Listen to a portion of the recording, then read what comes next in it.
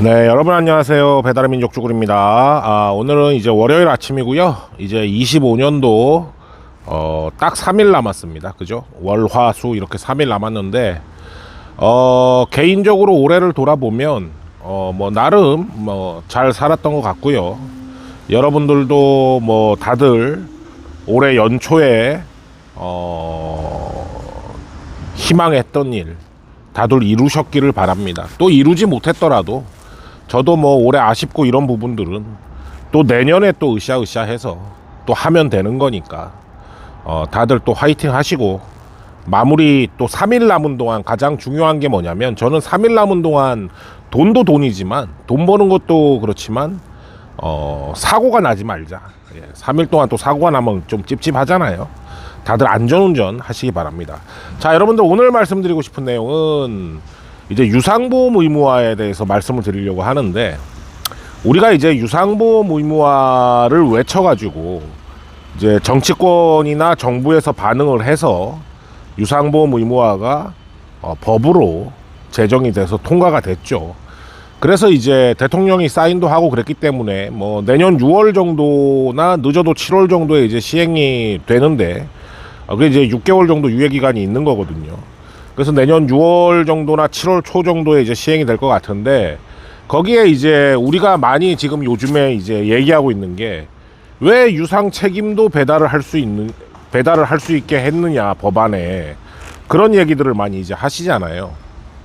그제 유상 책임이라고 하는 거는 제가 그동안 하도 말씀을 많이 드려가지고 뭐 자세하게 설명을 더 드릴 필요는 없을 것 같습니다만, 유상 책임이라는 것 자체가 이제 사고가 났을 때 보상을 합당하게 충분히 못 해주는 게 이제 유상 책임 보험이잖아요. 사실 이 유상 책임 보험이라는 게 왜 존재를 해야 되는 건지 모르겠어요. 그냥 배달은 최소한의 조건을 유상 종합으로 해야 되는 거 아니냐. 저는 그렇게 이제 생각을 하는데, 어찌 됐든지 간에 이 법안 자체는 이제 일단 유상 책임도 할 수 있는 겁니다. 근데 이제 중요한 게 뭐냐면, 이제 유상 책임부터냐 유상 종합부터냐를 결정할 수 있는 거는, 이 법안의 내용으로 봤을 때는 제가 알기에는 이제 국토부에서 결정을 하는 거예요. 그러니까 유상 책임으로 결정이 난 것도 아닙니다, 여러분들. 유상 책임으로 흘러갈 가능성도 많지만 국토부에서 시행령으로 유상 책임인지 유상 종합인지를 정하게 돼 있어요. 제가 그때 법안을 봤을 때 그렇게 본 것 같아요. 국토부에서 시행령으로 정한다, 이렇게 본 것 같거든요. 그래서 아직까지 이제 희망이 좀 남아 있는 거죠. 국토부에서 야, 유상 종합부터 해, 유상 책임 보상도 안 되는데 유상 종합부터 해 하면 유상 종합부터 되는 거예요. 그러니까 이제 뭐 법을 다시 만들어야 된다, 이제 뭐 그런 문제가 아니고 국토부를 짜야 되는 거죠. 네, 국토부를 짜서 유상 책임은 그거 보상이 잘 안 되니까 유상 종합으로 해야 된다, 뭐 이제 이렇게 요구를 해서 종합으로 해야 되는 거고.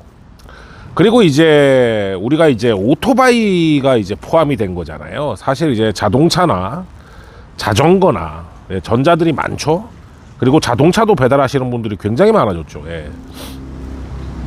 이런 상황에서 이제 그쪽이 빠져 있는 거가 이제 문제가 되고, 우리가 이제 얘기를 많이 했었는데, 사실 이제 두 개를 나눠서 보면, 자동차 같은 경우에는 그 자동차 손해배상법인가, 거기에 보면 유상 운송을 하는 사람은 유상 보험을 들게 돼 있어요. 그러니까 이 유상보험 의무화 법안 말고도 이미 자동차 손해배상법에 명시가 돼 있어요. 유상 운송을 하는 사람은 유상 보험을 들어야 된다. 그러니까 자동차 하시는 분들이 보험 안 들고 타시는 분들은 지금 현재 다 불법이라고 봐도 되는 거예요. 다 불법을 저지르고 계시는 겁니다. 보험을 안 들고 타시는 분들이. 코에 걸면 코에 걸리고 귀에 걸면 귀에 걸리죠. 뭐 그거를 딱 잡아서 자동차도 들어라 이렇게 된 법은 없지만, 어찌 됐든지 간에 자동차법에 그렇게 있어요. 그러니까 자동차는 이미 보험을 안 들고 타면 불법을 하고 있는 거로 볼 수가 있고, 그러니까 뭐 추가적인 법안도 사실 필요가 없는 거죠. 단속만 하면 되는 거고. 그리고 배민이나 쿠팡이 자동차 손해배상법에 그게 명시가 돼 있기 때문에 자동차도 유상보험을 체크를 해서 안 든 사람은 못하게 배달 앱이 그렇게 해야 되는 거죠. 이거는 이제 배달 앱을 짜야 됩니다. 예, 뭐 우리가 노조가 두 군데가 있죠. 배플 노조가 있고 라이더 유니온이 있는데 어찌됐든지 간에 자동차법에 이게 명시가 돼 있기 때문에 뱀이나고 쿠팡한테 야 이게 법에 이렇게 돼 있는데 너네 왜 자동차들 보험 안 드는 사람들 타게 해줘, 이렇게 이제 짜야 되는 거죠. 그죠? 예, 이런 문제고, 그 다음에 이제 가장 중요한 게 전자죠. 전자가 이제 굉장히 많이 늘었죠. 엄청나게 늘었습니다. 그리고 요즘에 이제 수입 인증하는 걸 보면 아이러니하게도 오토바이들이 수입 인증하는 것보다 전자들이 수입 인증하는 게 훨씬 많아졌어요. 예. 정말 드라마틱하게 전자들이 그렇게 버는지는 모르겠습니다. 사실인지 아닌지는 모르겠어요. 그렇게 버는지 모르겠는데 어쨌든 간에 전자들이 많은데 전자가 빠져 있잖아요. 이 전자들에 대한 유상보험도 굉장히 필요가 한 부분인데 이거는 이제 뭐 기존에 통과된 법안에서 해결을 할 수가 없는 부분입니다. 예.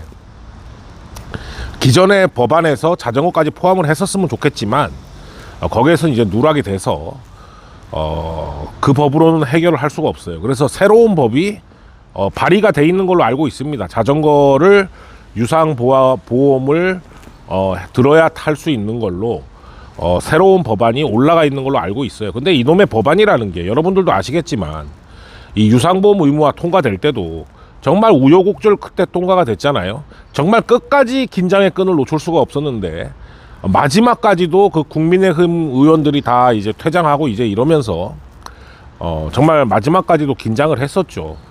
그렇기 때문에 이렇게 자전거가 이제 유상보험 의무화를 한다는 법안이 올라가 있지만 이게 언제 통과될지는 또 사실 또 미지수죠. 예. 그러니까 우리가 유상보험 의무화를 주장한 거는 우리의 안전, 그러니까 우리가 사고가 났을 때 일을 하다 보면은 사고가 안 나면 좋겠지만 사고가 날 수밖에 없는 상황들이 있잖아요.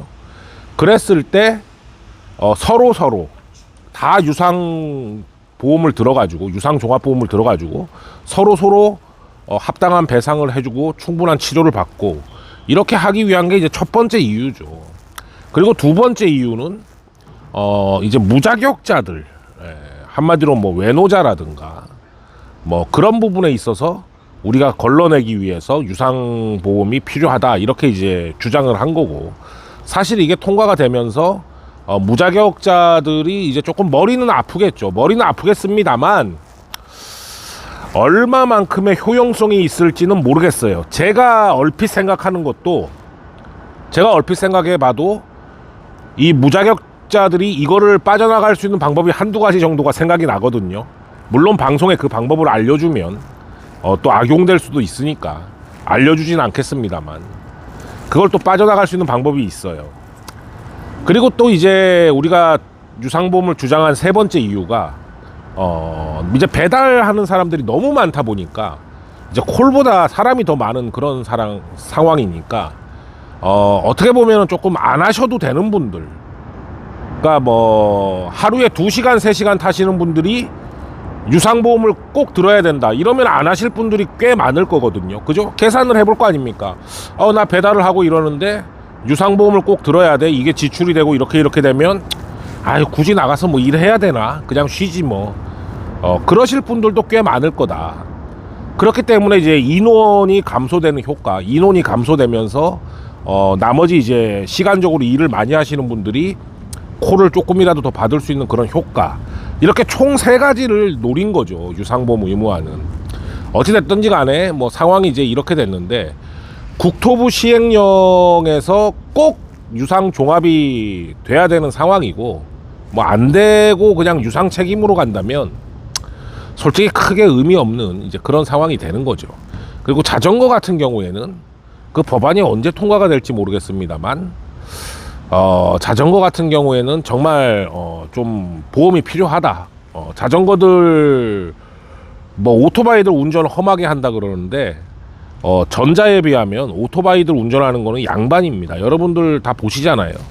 그리고 전자 운전하시는 분들도 가슴에 손을 얹고 생각해 보시면 본인이 자동차인지 사람인지, 도로로 갈 때는 자동차인 것처럼 가고 인도로 갈 때는 사람인 것처럼 갑니다.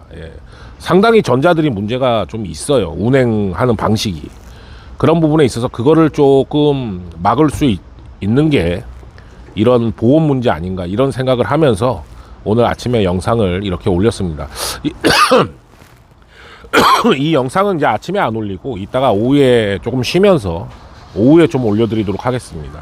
자, 여러분들 오늘도 화이팅 하시고 안전운행 하시기 바랍니다. 감사합니다.